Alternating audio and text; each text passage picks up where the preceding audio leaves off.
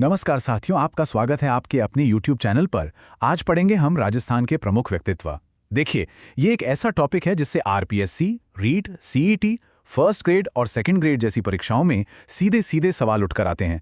तो अपनी नोटबुक और पेन तैयार रखिए, क्योंकि आज का ये सेशन आपके लिए सच में बहुत ही महत्वपूर्ण होने वाला है। चलिए पूरे जोश के साथ शुरू करते हैं।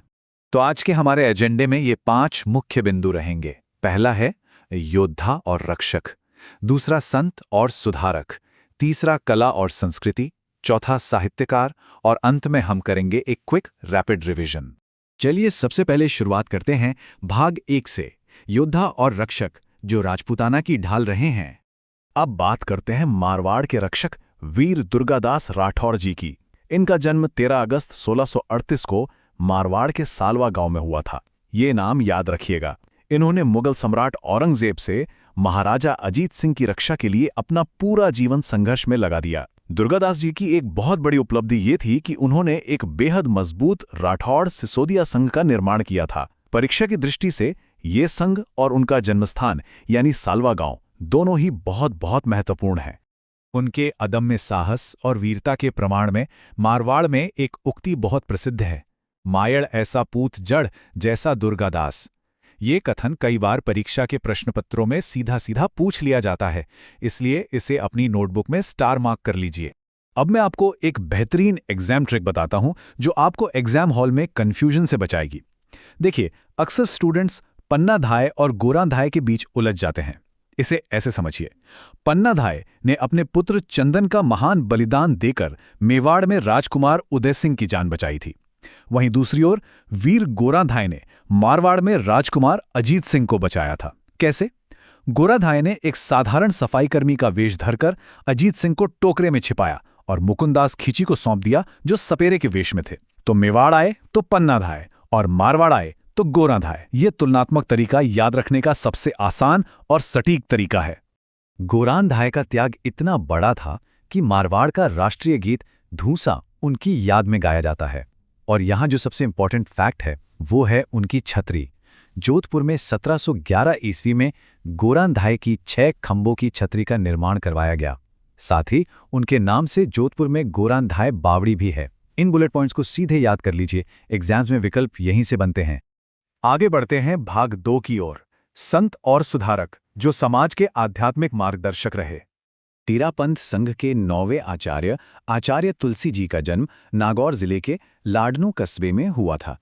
समाज में नैतिकता के उत्थान के लिए इन्होंने 1949 ईस्वी में एक बहुत ही प्रसिद्ध आंदोलन शुरू किया था, जिसका नाम है अणुव्रत आंदोलन। और आपको जानकर सच में हैरानी होगी कि लोगों को जोड़ने के लिए इन्होंने 1 लाख किलोमीटर की पदयात्राएं की थीं।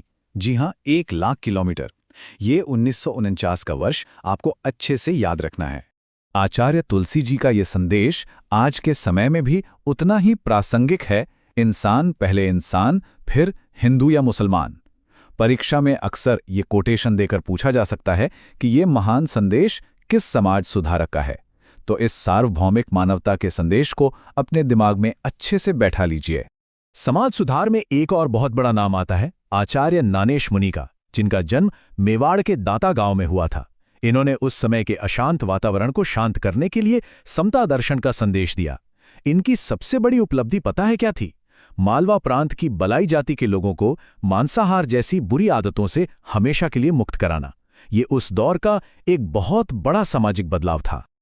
अच्छा, चलिए अब थोड़ा एक्टिव हो जाइए। अक्सर परीक्षा में एक सवाल बहुत पूछा जाता है कि बताइए राजस्थान के किस व्यक्तित्व को राजस्थान केसरी कहा जाता है।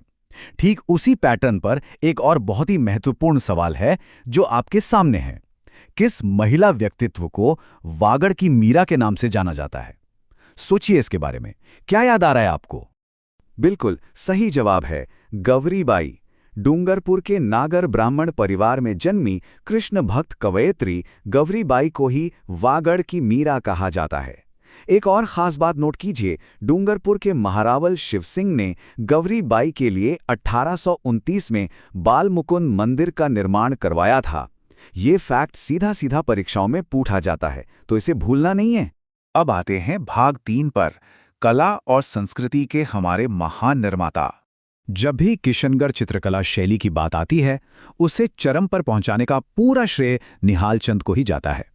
शासक सावंत सिंह के दरबार में निहाल चंद ने सावंत सिंह की प्रेयसी बनी ठनी को राधा कृष्ण के रूप में बहुत ही खूबसूरती से चित्रित किया। और आपको तो पता ही होगा, इसी बनी ठनी के चित्र को भारतीय मोनालिसा कहा जाता है।